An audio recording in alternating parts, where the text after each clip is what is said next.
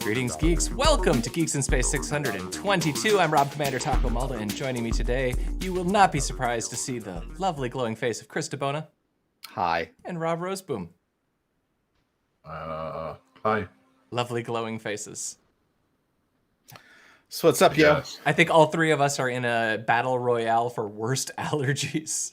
Oh my goodness. Well, so I'm allergic to two things: tree pollen and cats. I love my cat. Yeah. I don't really love trees, but yeah. If I only had one, I think I'd be okay. Problem is, I love my cat. You live in the Pacific Northwest? And I live in the Pacific Northwest. So I'm not the smartest person on the broadcast when it comes to my allergies. I'll just say that. I mean, turns out there's a lot of plants in the temperate rainforest. Yep. I really love my cat. I'm probably not going to get another cat. Yeah. My wife would, in a heartbeat, choose my cats over me, so there's not really a choice. Like, there would not even be a discussion. Yeah. Plus, there's 4 of them. And wow. There's too many of them. I remember visiting you. They're nice cats, but man, I do hit a limit. Too many cats. An hour, and then it's like, anyways, hi. Hello. What's going on in the Taco Zone? Well, we talked about graffiti. Yeah, there's a Hitchhiker's Guide to the Galaxy TV show that's going into production at Hulu. What? I know. Well, okay. I hope it's good. Are you optimistic? No. Nope. Never. I'm not optimistic. Although I will say the Hitchhiker's Guide to the Galaxy was the first book that I read that I consciously remember thinking, oh, funny can be smart. You know what I mean? I read funny doesn't have to be, or at least British. Slapstick, Three Stooges, or absurdist airplane. It can be smart. Well, a lot of the book too is wordplay and puns and stuff. And like for me, I just remember as a kid, like, oh, this is clever, but it's not like TV's visual, right? Movies are visual, and this is a book where puns and stuff are like built in. Yeah. I just loved it. But the show is supposed to be produced by like people connected to Lost and stuff. So whether or not that gives you hope or not, I've told you my favorite Hitchhiker's Guide story is that when I worked for a summer in a factory, I brought a copy of the Hitchhiker's Guide and was reading it on my lunch breaks, but it was the big the bound fake pleather version, and nobody talked to me for like the first 2 weeks that I was working there because they thought I was like a religious nut reading the Bible every lunch break. It's like, I assure you, this is not the Bible. This is about a man talking to cows before he eats them. Yeah, this is the Watchtower at the end of the universe. I'm proofreading my manifesto. Yep. Yeah. I love the idea of a watchtower at the end of the universe. That's true. Okay, so the space station got hit by something. So how are you guys' shields up? Like, are your deflector shields? The delay is because I'm at a much higher orbit now. So I'm gonna be slightly delayed for the rest of the broadcast. Since the Chinese are joining Amazon and Starlink in polluting lower Earth orbit, I don't think there's a safe range anymore. I think we should just be punching through Leo and going all the way to Geo. It's just not worth it. I'm assuming we're going to be denied space in our generation, for sure. Or at least low Earth orbit. For sure. So about 1,200 kilometers. So we're going to have to plan for, we'll probably lose some launchers, to space debris in the coming 10 years. Yeah. But yeah, Leo's done. It's no longer a place. It's been gentrified. No, it's been, this is space flight. We just can't have it anymore.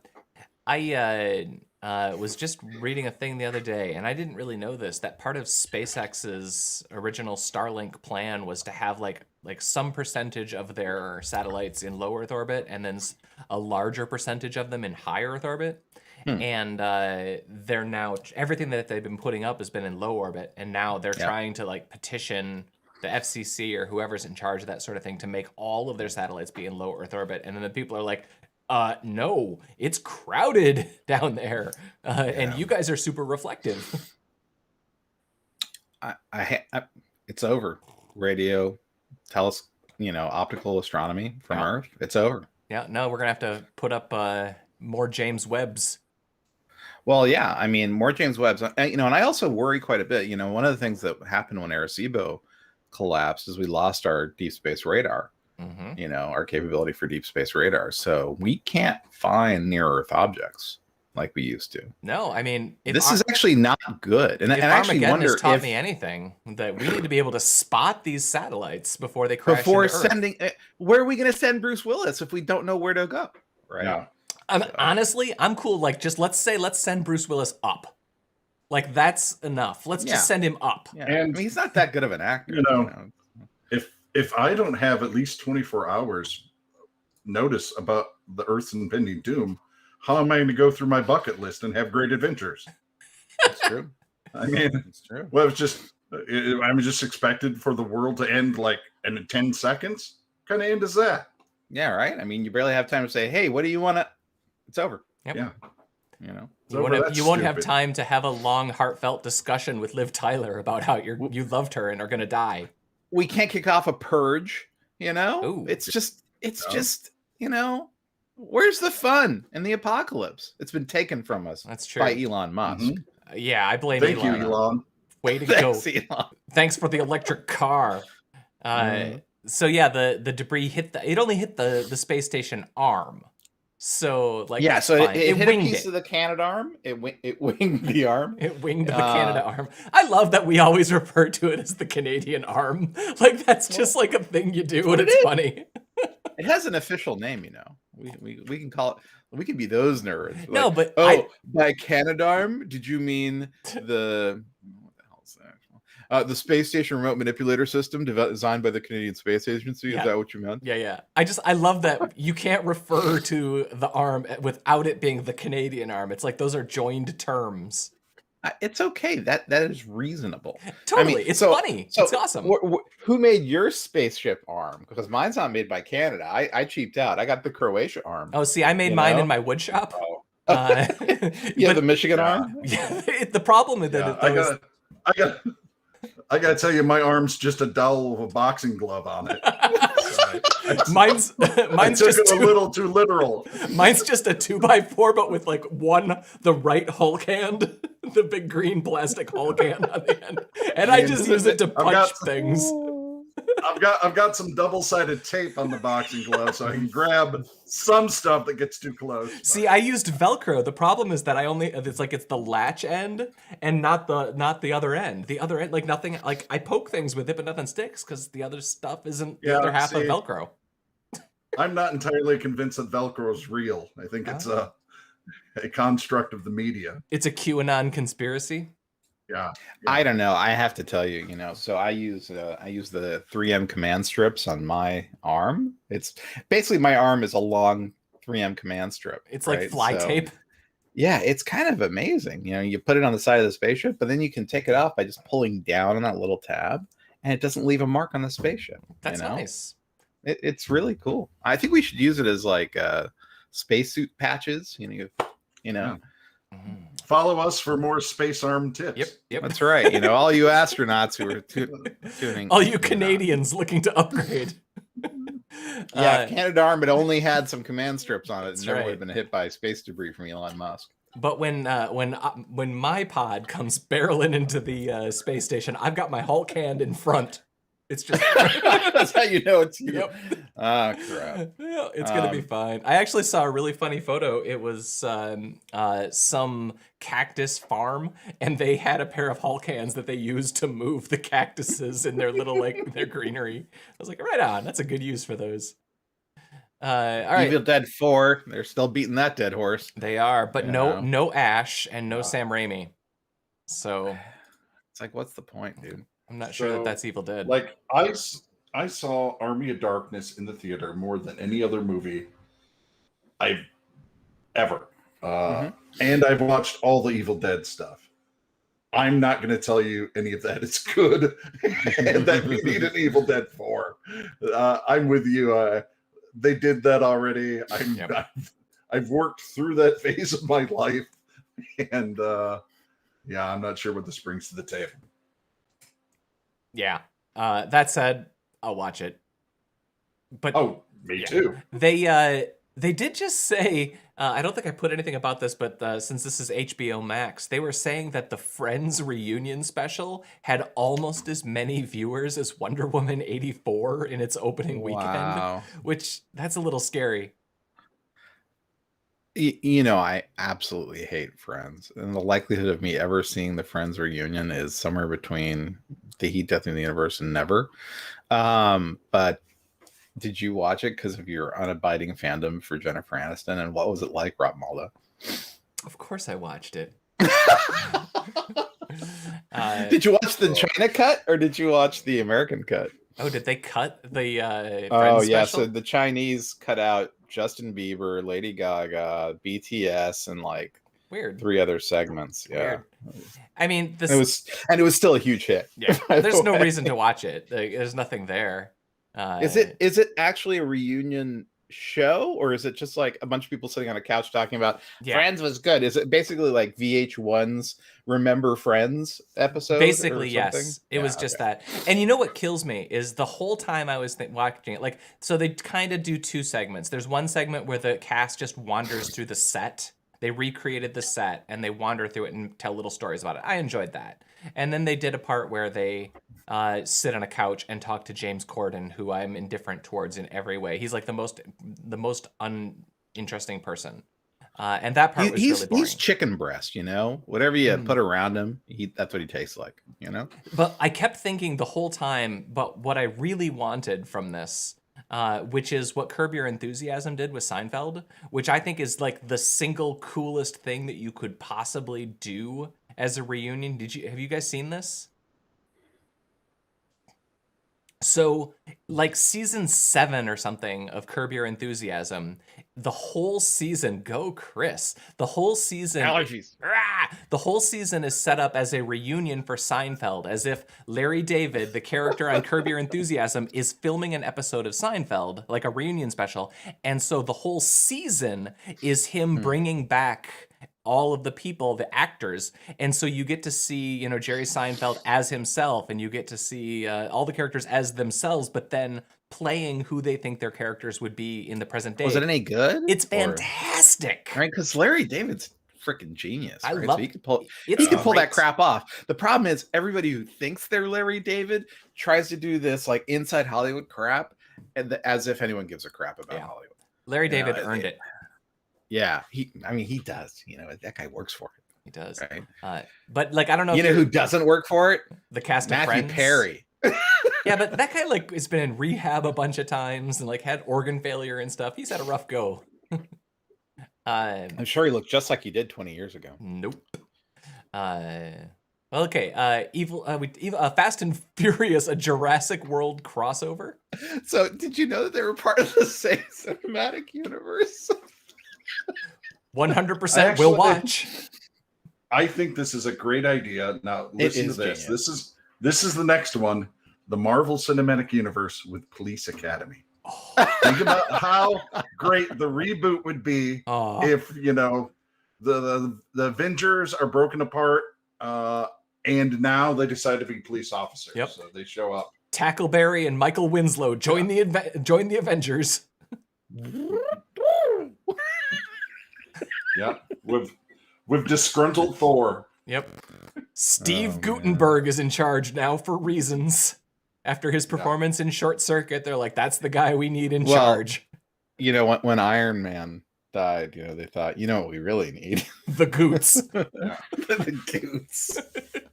He's so charming in Short Circuit. Oh, I just loved him in Cocoon. No, I would 100% watch Fast and the Furious Jurassic World. I would watch Fast and the Furious Go to Space. I will watch any Fast and Furious movie. Yeah. And I'm sure you saw the trailer is as ridiculous as you're expecting. Magnets, sure, super magnets. And somehow the car will hook onto this cable and we will fly across a gourd. Well, let's do that. In this article towards the end, they're like, sure, if they did this, both franchises would jump the shark. And I thought, have you seen the last movies of those franchises? This is no more ridiculous than what they have already. I have to tell you though, the one where they're doing the big bank heist and they're pulling the vault around Sao Paulo. Awesome. Some of the best movie making in history. I mean, what sort of inhuman, unfun person are you if you can't enjoy that? You know? That's the thing is if you take like I remember years and years and years ago reading about a guy who said he had edited together all of the opening musical numbers from all the James Bond movies and just had a VHS tape of all of those as music videos. I feel like you could do the same thing with the action sequences of the Fast and Furious movies, and just like hugely long though.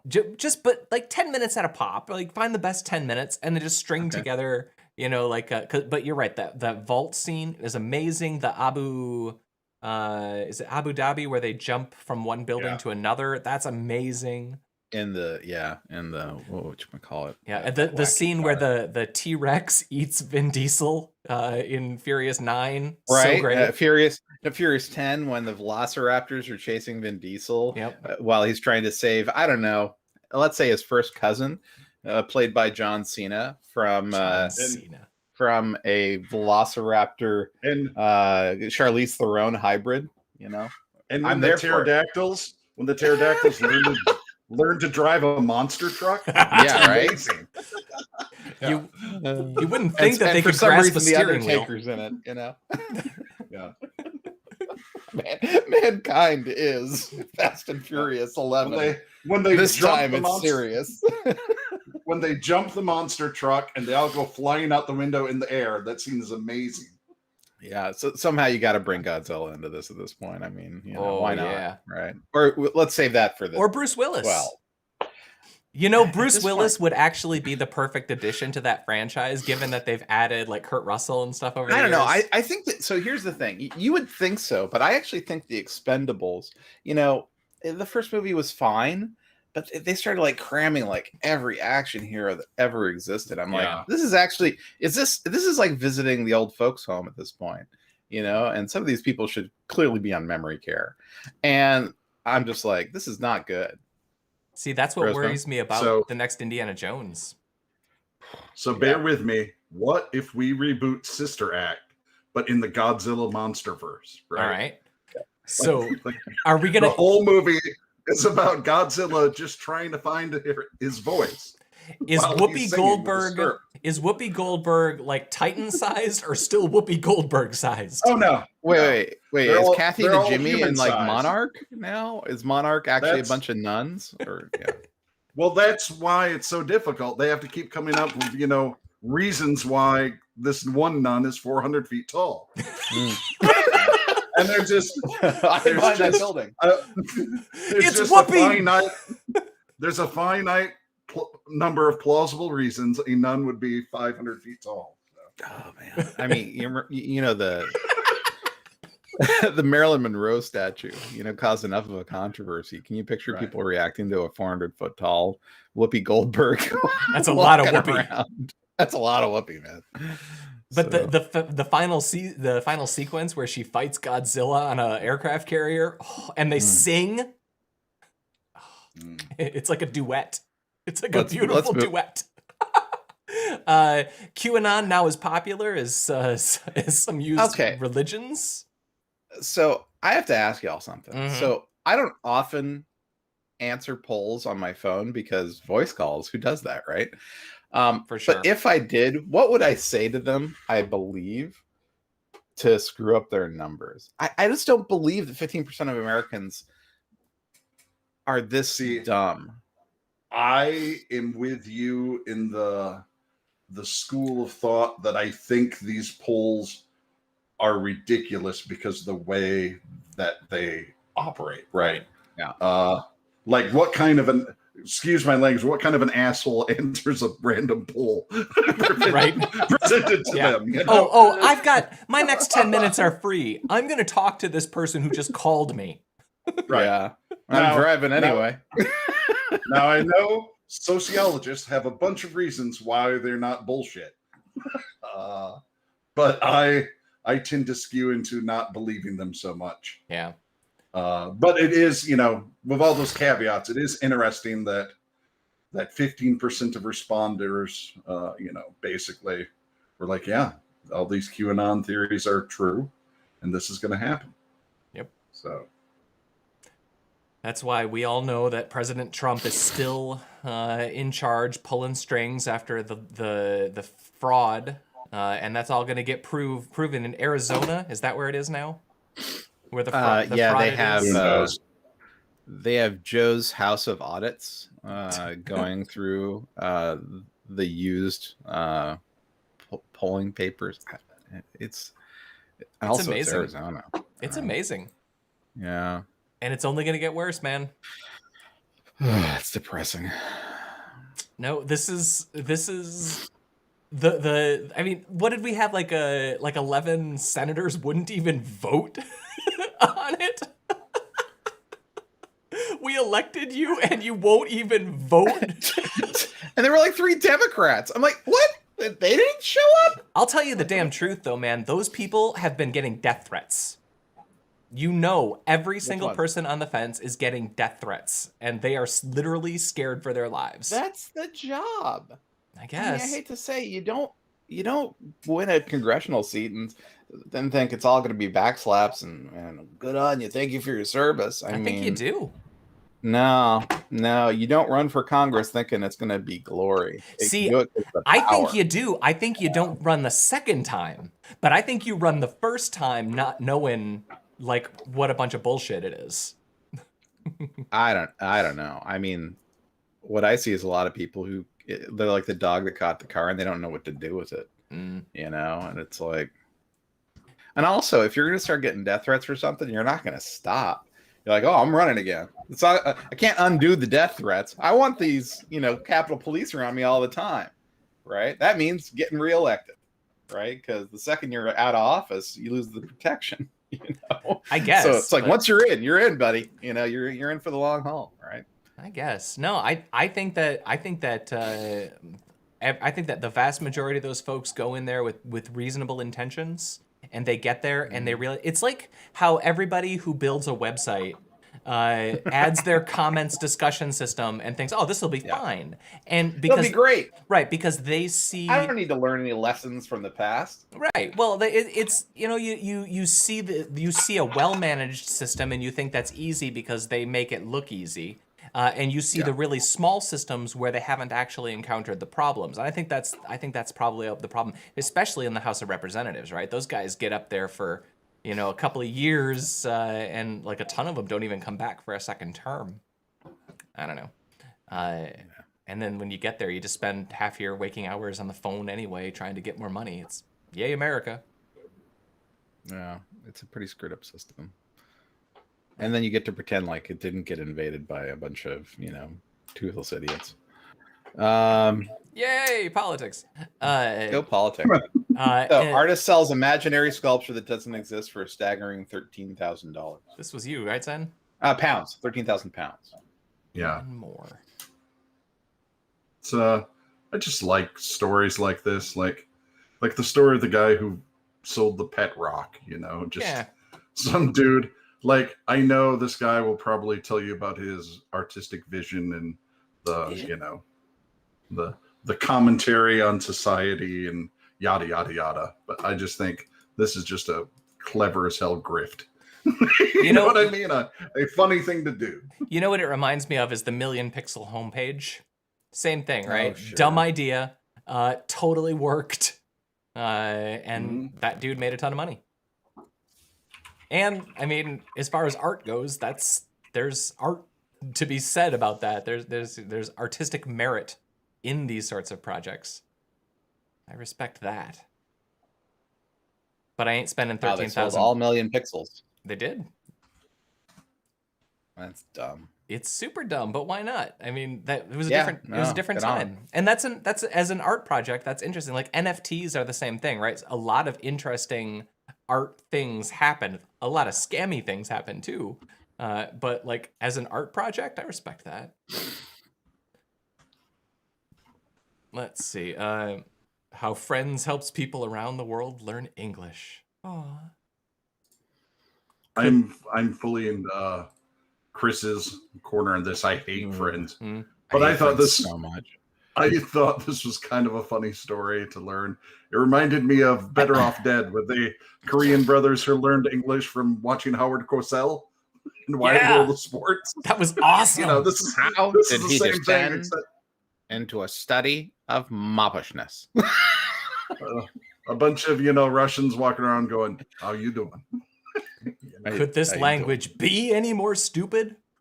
Yeah. This reminded me actually of The Simpsons, because every time I went to any other country, I would always find The Simpsons on TV and in their native language, and enjoyed that tremendously. Yo soy Dr. Nick. Hi everybody, it's me, Dr. Nick Riviera. Hola, ustedes. It's me. That's Dr. Nick with an arm for a leg and a leg for a knee. I love that show. Yeah, man, I love that show. I've still been watching it with some regularity with my kid. Really? We watch like an episode like some nights, not every night, but we're like somewhere in like season 19 now. It's pretty great. Though it's embarrassing. Friends is the worst. Smelly Cat's not that good. Smelly Cat is not. None that of these good. people are good people. I don't understand why Tom Selleck is anywhere near this thing. It doesn't make any sense. Because he dated Monica for a season. Because he was with Courtney Cox, I guess. Yeah, he dated her. Sure. And he was her dentist? He was dating her in the show. Because it's so weird. Because his agent got him booked on it so that he could try to make a comeback. Yep. And make a house payment. That's why he's on the show. And he got to make out with Courtney Cox. I guess that was his thing. But it's like, what is... No. Not a good show. It's, I watched every damn episode of that show and watched it in reruns like crazy, but I tried to watch it. I was looking for a rerun show and tried to watch an episode like a year ago and can't. It's not good. Friends. Yeah. QAnon. I think that Friends prepared us for QAnon.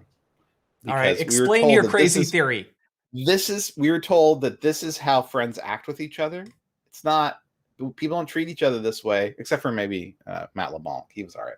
But like everybody else is horrible in that show. They're horrible to each other. They're horrible to other people. They're horrible. They're just horrible. They're completely self-absorbed. QAnon. There you go.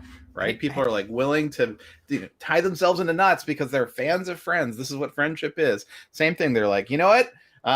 This QAnon makes a lot of sense. Just like Friends made a lot of sense. It didn't make any sense. They were terrible people. There you go. I liked hanging out with them during must-see TV.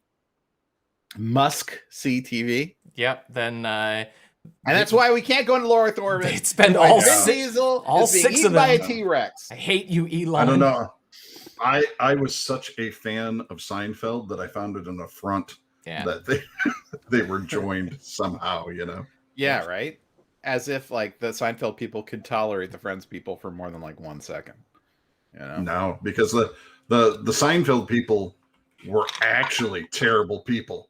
These people, Friends people, were bullshit artists. They were just pretending. Yeah. You know what it is? You're so right, Zen. Let me explain. Let me explain how right you are. Right. So Seinfeld, they were terrible people, but they were charming New Yorkers, right? Mm-hmm. Who were terrible people, right? They were terrible in a way that New Yorkers are kind of terrible. Right, because they have to deal with all the foibles of what New York is. And that was kind of the great thing about the show. They were terrible in New York, exposing the underbelly of sort of New York culture, right? And how terrible it can be. Friends were Los Angeles terrible people, right? They have this veneer of friendliness, this veneer of like, oh, look, we're so concerned with each other and everything. Yeah. But inside, they're just like the rotting core of humanity. Quite frankly, they were lazy. Lazy and rotting all the time. Yep. Yeah, not like those Seinfeld guys always sitting around in Monk's Cafe. They would meet in the diner to talk about what their escapade was going to be, or what had happened during their adventure. Right. No, you're right. I would. The thing is, I tried rewatching Seinfeld too, and I feel like that's another show that's a lot of its era. Like, there's still a lot of really good episodes, but. And Seinfeld got its stride like the second, third, fourth season, whatever. And the same thing's true of Friends. They had the first season with the monkey throwing the COVID juice all over New York. And that's a different story. That's a different monkey. But yeah, You're gonna be all right with the Friends. You're getting really angry about the Friends. I hate You're the just mad Friends. because those guys got paid $1 million per episode for those last few seasons. I don't got a beef. I don't got a beef for that. I mean, come on. Grey's Anatomy's in its 18th season. They're all buying their Aston Martins. Oof, man. Like, Grey's Anatomy. I'm amazed. 19 seasons, 18 seasons. I didn't know that you could kill so many people in a hospital that way. It's amazing, And dude, they were all in a plane crash and bought the hospital with the money they got from the plane crash. They did? That's a plot the hospital. That is how crazy that show is. That show is nuts, right? And the woman who plays Meredith Grey, if you do the serial math on what she must be getting per episode, it's probably like in the tens of millions. Hold on, I have a question. There's a person named Grey on Grey's Anatomy? Yes. Oh. Meredith Grey. Grey's Anatomy, the classic anatomy textbook. It's not her mom for a while, her stepdad still sort of a character on that show. Yeah. I just know this because unfortunately my wife likes all the Shonda Rhimes shows, which are all the same show, just in a different area. Did she watch Bridgerton? Ooh, she has. Of course. So I have like a 3 or 4 episode limit on any Shonda Rhimes show. Like Scandal, I watched the first episode, and I'm just like, oh no, no. Like the scene where she like makes out with the president by the end of the second episode. I'm like, no, this is just, I can't. I gotta go. And I watched the first season of Grey's Anatomy. It was fine, right? Attractive people doing doctoring. It's classic TV, right? And then I'd rather watch Scrubs. I think it was in the episode where the World War II reenactor had a bomb explode in his body, or was being carried away by a good-looking cop or something. And I'm like, for me, it was the earthquake power outage, and they get a phone call from a kid whose mom had a crush injury, and I specifically said to Kristen, if they tell this kid that his mom has a thoracic bleed and they need to put in a chest tube, I'm going to stop watching this with you. I can't take it anymore. And in 10 minutes, this kid is using an old ski pole to burrow a hole in his mom's ribs so that he can relieve the chest bleed. And I'm like, okay, this is enough. And I'm out. Enough for pass. Seriously, no. It was when I was watching Scandal with Christine, and I was like, okay, this was fun. You enjoy this. I'm out. Yeah. She's like a little too ridiculous. I enjoy a completely different type of ridiculousness. Right. Vin Diesel being eaten by a T-Rex, right? Sign me up. Sure. I remember explaining why I so look forward to the most recent Godzilla movie, even though I knew that there would be some crappy crap in it.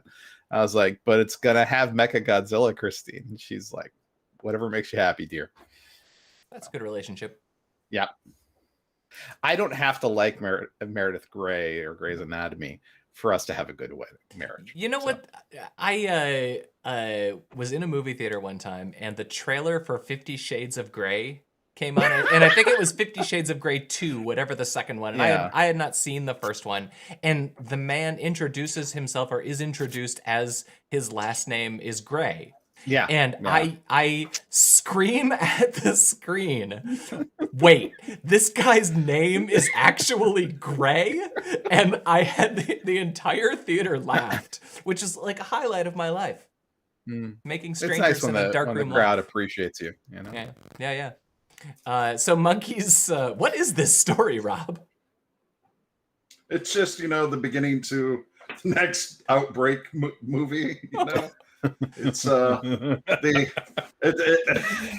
Zone was the one with the monkey. So you remember at the beginning of the year? Well, not there. Now we're all lagging. They had all those videos. Oh, we're losing you. Rampaging through a city. Yeah. Oh, yeah.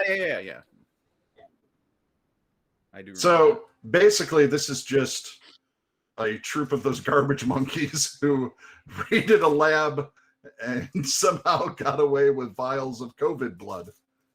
So cool. Probably nothing bad will happen, but a perfect beginning to a pandemic movie, right? For sure. They do not have it going well in India. Oh, man. Well, it's grim to think, like they went from like taking over a swimming pool resort to taking over the COVID-19 lab. Instead of having a good time on the pool slide, they're flinging around vials of COVID-19. Those poor monkeys. This is what Friends did to monkeys, They ruined them for everybody. Well, they ruined monkeys for monkeys, right? Okay, so the only other thing, I did watch Cruella this weekend. Oh, you did? I did. You're the one? I don't know what the ratings for Cruella are. I read that it was going to make more money than Tenet in theaters. And they were just talking about like timelines and everything. I mean, it's an okay, fine movie if you're into that sort of thing. Did you like it? Look, I like Emma Stone. Sure, she's great, and she's great in it. It's got so the whole thing is like about fashion, like Cruella working in the fashion industry or whatever. And there's actually some really neat visual stuff done with fashion, which I appreciate. Whether or not it's not like an Oscar contender, kind of story or production or anything. It's an entertaining 2 hour. It's actually like 2 hours 17 minutes. And it should be like that's really long. Yeah, it should have been about a half hour shorter. Should have been a half hour. Gosh, I don't know. I can't bring myself to go and watch that show. There's no world where I'm going to ever watch Cruella, man. It's not worth. I saw the snippet of her mom. Spoilers, being killed by Dalmatians, and I'm like, what the? That happens in like the first 5 minutes. I can't do it. I'm sorry. Zen, is this the most important movie this year for you? Or? Really? Her mom gets killed by Dalmatians? Oh, yeah. Yeah, that's why she hates Dalmatians. That's not exactly it.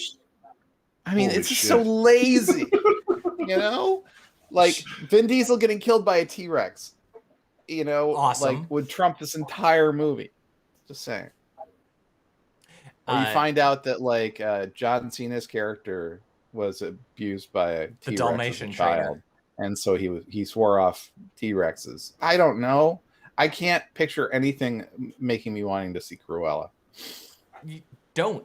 But they spent $200 million on that movie, Rob.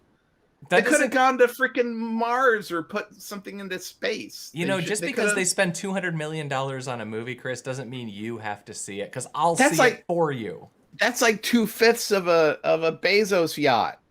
That's yeah, but it's only like what 5% of a bailout when your space thing doesn't work. What's getting bailed out? The Bezos is getting like a $10 billion bailout on his space. So okay, I'm not defending. But hold on, let me defend them. But space is expensive as crap. We need people to compete with Blue Origin. The Launch Alliance, frankly, is pretty stuck on their old launchers. If you want, and like the Starliner capsule doesn't seem like it's going to happen.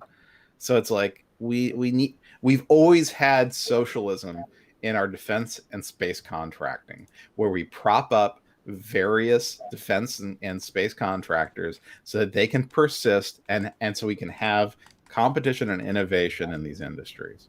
It's why Northrop exists. It's why Boeing exists. It's why Raytheon exists. I mean, it's why Lockheed exists, right? See, I always thought that those companies existed so that, yeah. I always thought those companies only existed so that they could have money go to multiple states so that they could get different voters or different senators to agree to vote for them. Well, that's why we have, the corn syrup industry too, right? That's true. No, I mean, there are certain businesses that we cannot tolerate for there not to be a socialized multiple state representation of. and space is one of them. And I think the Blue Origin, frankly, unlike SpaceX is only in like 3 states. I think Blue Origin sort of dotted it around in like Atlanta and in Texas and in Washington and that. And so, yeah, they're going to get their bailout because they know how to work the system. Right. And, you know, Musk is like, listen, I'm going to build the best rocket for the cheapest amount of money. And he pulls it off, which is why he has the contract that he has. If he was a little more savvy about his government relations, he would have a much bigger contract than what the 2.6 billion one that he has with NASA.